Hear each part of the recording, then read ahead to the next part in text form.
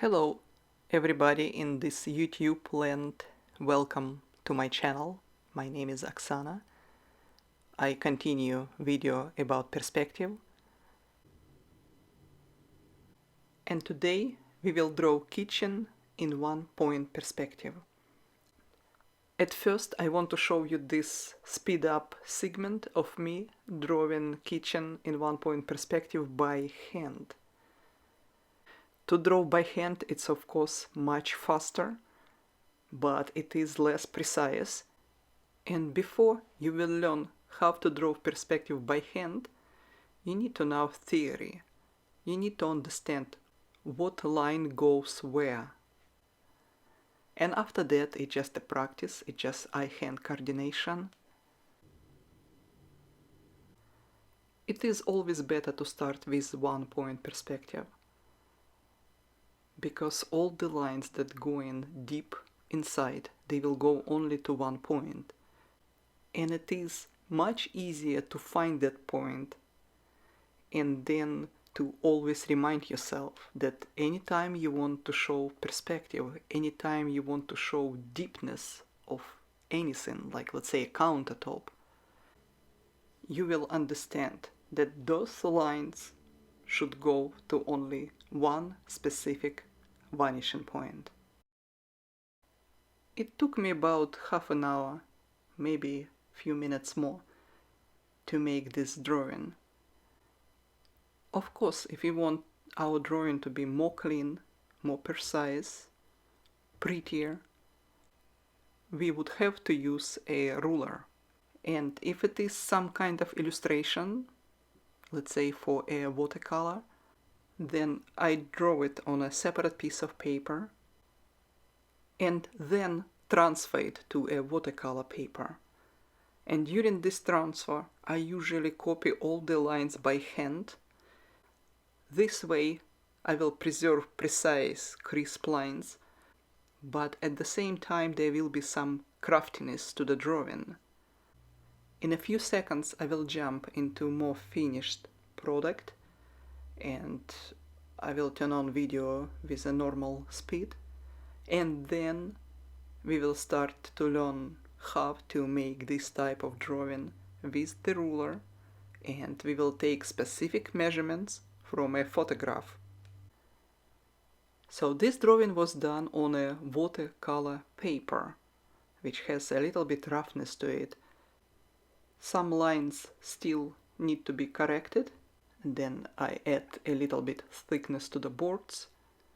If you are a watercolor artist, you know that watercolor paper is actually not the best paper to make a precise, crisp drawing.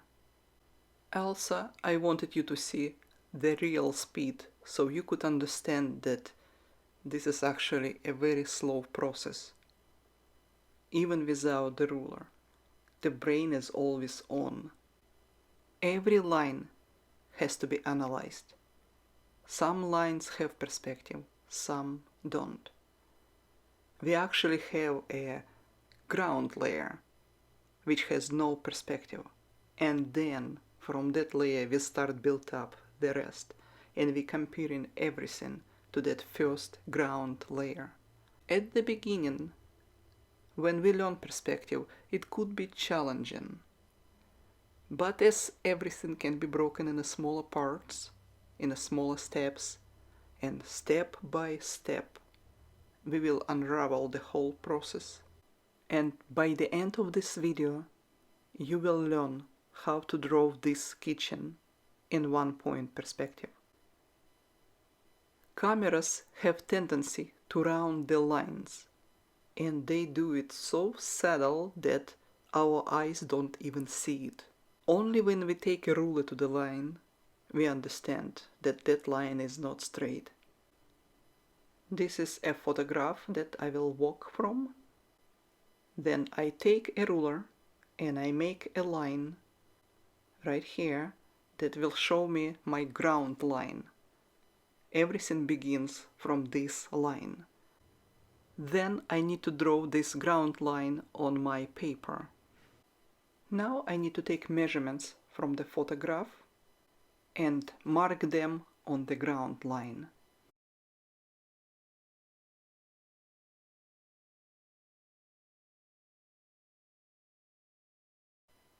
The setup in the beginning always takes time, since we need to establish distance, size, and I decided to make this drawing 1:1, so there is no enlargement or scaling down. Then I need to measure height of these cabinets and give it a little bit distance for the countertop. And then when I connect all the dots, I will have two first shapes that positioned on a ground layer and do not have perspective. These two sides that closer to us, sort of like if they look at us. For us, they are beginning, they are ground zero. All perspective begins behind them. And if we were standing in the middle of this kitchen, we would obviously see that countertops are parallel to each other. And in a perspective, all parallel lines are receding into one point. Luckily, in one point perspective, it's very easy to find that point. It is your eyes. More precisely, its imaginary center between two eyes. This type of ruler, it is a very old invention. We are talking about 1400s. This is how the first perspective drawings were done. And this is the best way to make a realistic copy, reproduction of a corner, of an angle. Yes, when we draw from observation, people use pencil, like kind of try to catch that corner, then move it to the paper. But as you understand, it's impossible. Estimate precise angle by eye, especially when you have to move it on a paper. A lot of information will get lost. It's a little bit easier from the photograph, but from life, from observation, this ruler really helps. All you need just have your hand straight and spread that ruler until you will get the matching angle with the subject, and that's it. Then that angle you move on a paper and you're ready to draw it. Some artists, they have an opinion that it's unacceptable to use any kind of device to help drawing, like rulers, like any other way to measure anything, that we have to recognize everything by eye and learn to draw it. I don't know why anybody thinks that all the masterpieces in the past, like Piranesi, let's say, were done by eye, without measurements and without rulers. It is just impossible. But if you will look in the art history, you will see that artists and architects design many tools over centuries that help to craft a precise perspective and architectural drawings. Main lines are established, and of course main vanishing point is established early on, and from this point it will be very easy to do the rest. Of course it's still work. It is a lot of lines, it is a lot of measurements, it is a lot of considering what line goes where, when it stops. So even that I say it's easy, it doesn't mean it's quick. Still takes a lot of work. We could make this drawing by hand, it would be much faster. It wouldn't be not a precise drawing. There would be some problems with proportion, as often happens in drawings by hand, which is not a problem at all. It is just that this video is not about that. This video is more about practicing to use rules for 1 point perspective. And the main goal for us today is to learn to recognize lines that's supposed to go into that 1 point. So every time before I make a line, I am thinking, where does it go? And how it is affected by perspective. The vertical lines, like you see now, they're always vertical. They don't converge to vanishing point. But of course they're affected by perspective. Lines that closer to us and create the vertical shape, they're larger. And those that are further from us, they're smaller. Even that in reality, those lines are the same size. Very similar situation with the horizontal lines. There is only one more extra rule applies. So first rule, horizontal lines in 1 point perspective do not converge to any vanishing points. They're just horizontal parallel lines. The second rule, as the line recedes from us, it becomes shorter. And the third rule, as the line recedes from us, it looks like if it's higher than the first line. And if you look at this countertop in the closest edge to us, like if we will take the top part and there is a line that describes it, and then as we go further, we have an appearance like if its countertop goes up, and then the end line of the countertops, it's higher and it's shorter than the original line closer to us. So that was rule number 3. And the last rule is that lines that are parallel to each other, but they are going away from us, and they are parallel to the ground, they're perpendicular to the horizon, they will converge in 1 point. And that point is, as they say now, is right between your eyes. Before, they actually used to say that it is a left eye of an observer. I don't know why left, but in all old books, I'm talking about books that were written at the time of discovery perspective, they say that convergent point it's a left eye of an observer. But literature now says just some kind of imaginary point between two eyes. For our level, we actually do not need that level of preciseness. Maybe an architect needs it, but a person who wants to draw doesn't. I'm sorry that I'm sort of detouring in conversation. It is very hard to catch up with the video and describe exactly what I am doing. In reality, all my action is the same. Figured out where is the line, where it goes, so is it vertical, horizontal, or convergent to the main vanishing point, then measure it, and then put it in a picture. That's basically it, and it is the same action over and over. Like these cabinets, yeah, I can do it just by eye, approximately.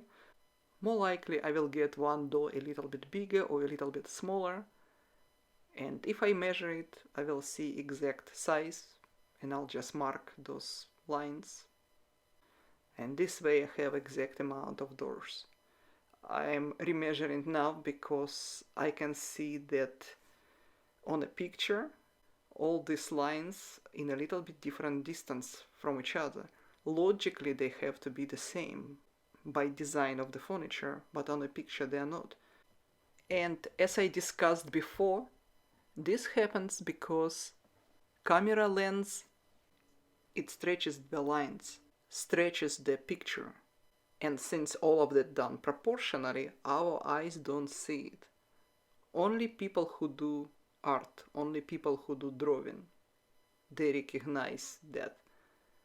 And any person who starts learning perspective and they try to draw from photograph, their first reaction that they just don't understand how perspective works, because when they do this action of building perspective, looking for vanishing points from the lines on the photographs, nothing matches. No lines go to right vanishing points. As a matter of fact, sometimes an arrow between two vanishing points that's supposed to be only one vanishing point is quite big, half an inch or even an inch, which means that you drove two lines that supposed to converge to the same point, but they touch horizon like 1 inch apart. And of course that would be an error in your drawing. What looks good on a photograph will not look good in your drawing if it's a mistake in this type of drawings, in perspective drawings. Of course, if the entire drawing is done freehand, looks kind of crafty, it will look good anyway. So there is not really need to be precise and draw it with the ruler. And for that reason, as soon as you feel that you know perspective reasonably well, that you kind of quick with recognizing what line goes where and what size it should be, you can lose the ruler and just draw it freehand and kind of trust that it will come out very well. This type of project seems very long, very difficult and too intimidating. But you need to begin somewhere. Maybe you need to find videos that helps you to draw some squares, maybe some other easy type of objects in perspective, and then this will look easier too. As I said before, it is repetition of the same action again and again. Just recognize the line, measure the line, then recognize how the perspective is influencing that line, then draw it on a paper and continue. At this point I'll stop talking and I'll just let you to finish this video in silence. I assume that people who watch this video want to draw something like that. I assume that you know enough perspective to understand what's going on. And this will be it for me for today. Thank you very much for watching this video. If you liked it, don't forget to give me a like. And if you have any questions about the perspective, please feel free to leave your comment below. Thank you. Have a good day.